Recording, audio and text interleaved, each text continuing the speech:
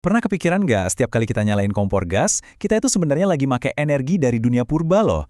Gimana ceritanya? Nah, kali ini kita bakal telusuri kisah luar biasa di balik gas alam, dari sisa-sisa kehidupan jutaan tahun lalu sampai jadi energi yang menggerakkan dunia modern kita. Jadi, pertanyaannya, gas yang kita pakai buat masak, buat listrik, itu datangnya dari mana sih? Jawabannya tuh nggak sesimpel yang kita kira, dan bakal membawa kita mundur jutaan tahun ke masa lalu. Jawabannya, ternyata energi yang kita pakai hari ini tuh warisan dari kehidupan purba. Ini adalah sebuah kisah yang melibatkan biologi, geologi, tekanan yang luar biasa, dan waktu yang super panjang. Yuk kita mulai dari awal banget. Oke, perjalanan kita dimulai jauh-jauh ke belakang, di lautan dan danau purba, di bumi yang kelihatannya beda banget sama yang kita kenal sekarang.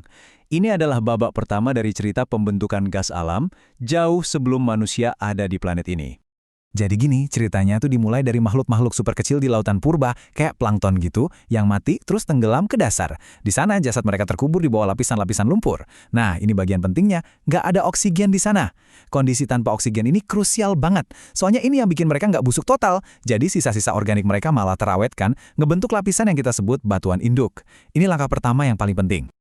Oke, setelah semua sisa-sisa kehidupan itu terkubur, ceritanya pindah ke bawah tanah. Jauh banget di bawah tanah. Disinilah transformasi sesungguhnya dimulai, di bawah panas dan tekanan yang luar biasa selama jutaan tahun. Sebelum jadi gas, bahan organik ini berubah dulu jadi zat perantara yang namanya krogen. Biar gampang, bayangin aja krogen ini tuh kayak adonan kume. Bahan-bahannya udah pas, tapi belum dipanggang jadi bahan bakar yang kita kenal. Nah, di dapur bawah tanah ini, suhu itu jadi kuncinya. Proses memasak ini hasilnya bisa beda-beda tergantung panasnya. Kalau suhunya sedang, kerogen bakal mateng jadi minyak mentah, tapi kalau suhunya lebih tinggi lagi, kerogen dan bahkan minyak yang udah ada bakal kematangan, terus pecah jadi molekul yang lebih ringan dan sederhana, yaitu gas alam. Begitu gas ini terbentuk, dia kan jauh lebih enteng dari batu di sekitarnya. Sifat alaminya ya naik ke atas, cari jalan keluar.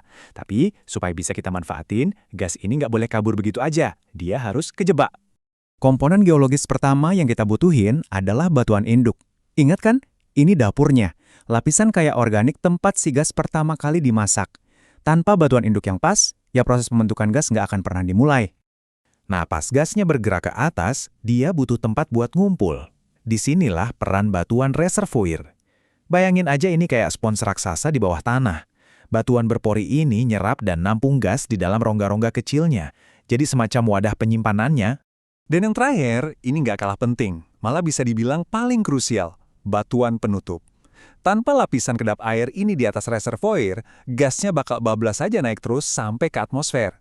Lapisan ini fungsinya kayak tutup panci yang nyegel gas di tempatnya, ngejebak sumber daya berharga ini di bawah tanah. Jadi kuncinya ada 3, dan tiga-tiganya harus ada dalam susunan yang pas. Harus ada dapur buat masak gasnya, wadah buat nampungnya, dan tutup buat nyegelnya. Kalau salah satu aja nggak ada di posisi yang tepat, ya udah, gas alamnya bakal hilang selamanya ke atmosfer. Tapi jangan bayangin reservoir ini kayak gua kosong raksasa di bawah tanah ya. Bukan gitu. Gas itu sebenarnya disimpan di dalam pori-pori super kecil di dalam batuan. Kalau di batu pasir, pori-porinya relatif besar dan nyambung, jadi gasnya gampang keluar. Tapi di batuan kayak serpih atau shell, pori-porinya kecil banget dan terisolasi. Makanya kita butuh teknologi canggih buat mecahin batuannya biar gasnya bisa lepas. Oke, sekarang kita tarik ceritanya kembali ke zaman sekarang. Semua proses geologis yang luar biasa ini, dari kehidupan purba sampai gas yang kejebak di bawah tanah, itu nyambung langsung ke energi yang kita pakai setiap hari. Satu hal yang harus kita ingat terus, skala waktunya. Ini bukan proses tahun 2 tahun, butuh jutaan tahun buat bikin gas alam, yang kita habiskan cuma dalam hitungan dekade. Inilah yang bikin gas alam itu sumber daya yang gak terbarukan dan berharga banget. Jadi, apa aja nih poin penting yang bisa kita ambil? Pertama, gas alam itu sumber daya fosil yang nggak bisa diperbarui. Kedua, proses pembuatannya itu super panjang dan butuh kondisi geologis yang spesifik banget. Ketiga, dia sangat penting buat listrik, industri, bahkan pupuk untuk pertanian. Dan terakhir, nemuinnya itu butuh ilmu pengetahuan dan teknologi yang super canggih. Kalimat ini benar-benar ngerangkum semuanya ya. Setiap kali kita menggunakan energi, kita itu sebenarnya lagi meminjam sisa-sisa dari dunia purba yang udah bertransformasi selama jutaan tahun. Nah, sebagai penutup, coba deh kita pikirin pertanyaan ini. Kalau kita bisa nunggu jutaan tahun, kira-kira manusia bisa nggak ya membuat gas alam sendiri? Ini jadi pemikiran tentang betapa dahsyatnya kekuatan alam dan sekecil apa peran kita di dalamnya. Terima kasih sudah menyimak.